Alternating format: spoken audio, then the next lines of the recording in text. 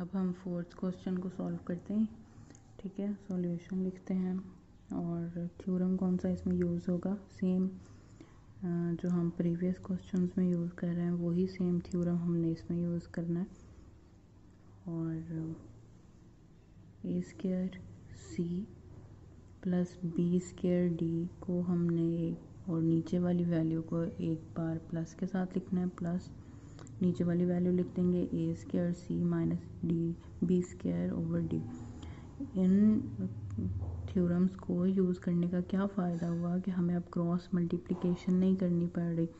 ठीक है, कितना इजी है कि हम सिर्फ इनको एक बार प्लस में लिखते हैं और एक बार माइनस में लिख देते हैं और फिर ब्रैकेट ओपन करते हैं, तो जो प्लस जो कटती हैं उन वैल्यूज़ को काट देते हैं और बाकी जो है वो सिंपल हमारे पास आंसर्स आ जाते हैं, जिससे हम ये प्रूव कर लेते हैं कि a ratio b is equal to c ratio d है। ठीक है, वरना अगर हम मल्टीप्लाई करें तो वो कितना डिफ़िकल्ट हो जाएगा अगर हम क्रॉस मल्टीप्लिकेशन करेंगे तो।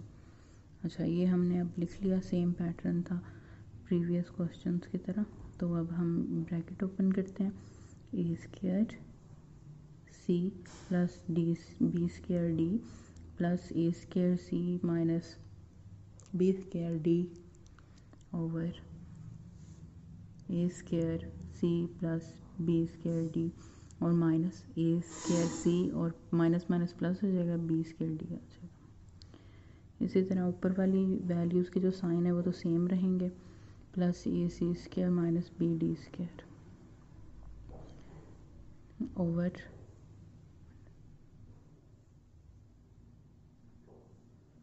ए c square plus b d square और माइनस ए सी स्क्वायर और प्लस बी डी।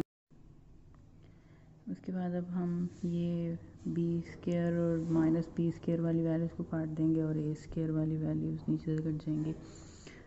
फिर हमारे पास क्या बाकी रह जाएगा, इन दोनों को प्लस करते हैं, two a square c over two b square d आ जाएगा। और इसी तरह यहाँ पे to C A c square और नीचे आ जाएगा टू बी डी स्क्वायर। अब हम क्या करते हैं, टू को टू से क्रॉस कर देते हैं, ऊपर वाले टू से नीचे वाला टू क्रॉस हो जाएगा।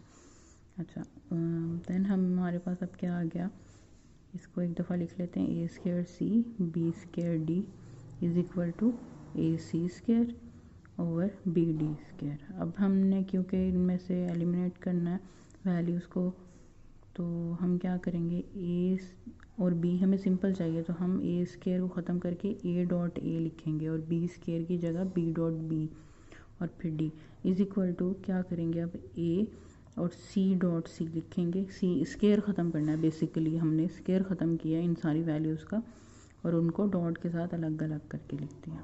अच्छा, अब हमें पता है कि हमने किसके साथ इसको डिवाइड करना है, हमने डिवाइड करना है इसको बी और डी और ए और सी के साथ। तो हम कैसे लिखेंगे, multiplying by b d over a c, उल्ट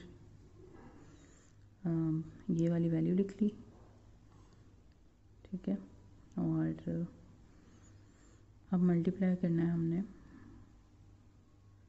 is equal to A C dot C over B D dot D. Basically इनका स्क्वायर ही ख़त्म किया, उनको अलग अलग करके लिख दिया और अब ये दोनों वैल्यूज़ को हम इनके साथ मल्टीप्लाई कर देंगे, B d over a C B d over a c. उल्ट हमने वैल्यूज़ ली है ना, ताकि हम इनको क्रॉस मल्टीप्लाई कर सकें। अब हमारे पास बाकी क्या रह गया, सिंपल देखो, जो हमने प्रूव करना था, a over b is equal to c over d. ठीक हो गया, इसको हम रेशो में लिख लेंगे, a ratio b c ratio D.